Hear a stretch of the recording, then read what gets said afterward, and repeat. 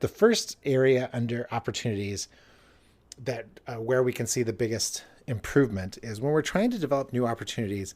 It's the ability to listen for, to drill down on, and to ask questions around evidence.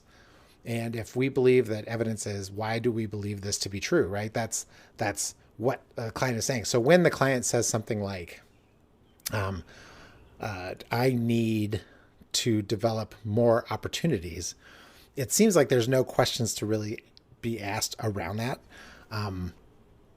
But that's the difference in the complex sale, right? Our organization needs to develop more opportunities. Being able to develop that into a bigger case and really understand where it fits into the priorities of the organization, that is where the first big leap is. So in general, let's see why. So when I say developing evidence, it's anything that can be measured.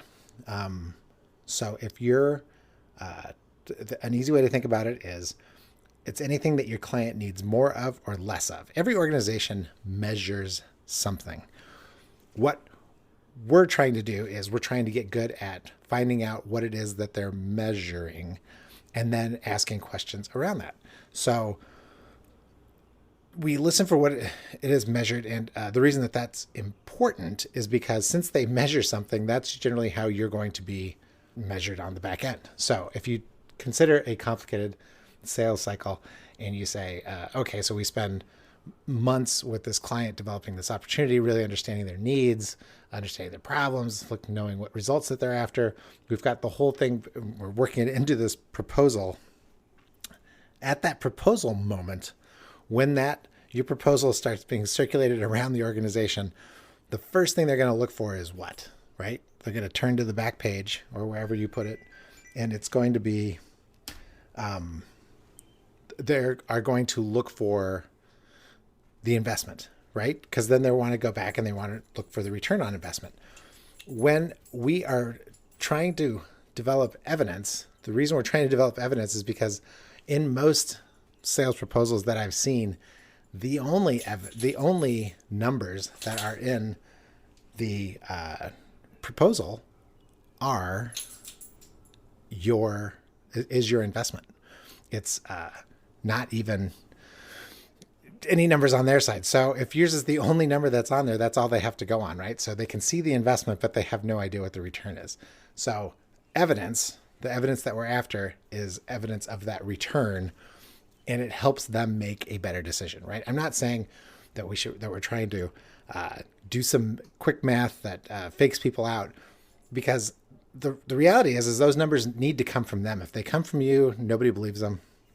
And but if they can develop those numbers and you can help them develop those numbers, then when they see the investment, they can get it plugged in. So most of the examples I'm going to give you today are things that I've dealt with myself. So just recently, in talking to a large client, when we were talking about it, the questions were around, they were after a particular solution. Like, I really want to, this is what we really need help with. And then they gave that to me, and I said, okay. So, and where is it showing up in the organization that shows that we need to do this? And it's basically like, it starts with, Greg, because we've been struggling with this for years. You're like, okay, so like, what is it now? Like, where is the business right now? And what came out was, we do a couple $1 million of business that we've developed over the course of a couple of years, but it hasn't grown in years.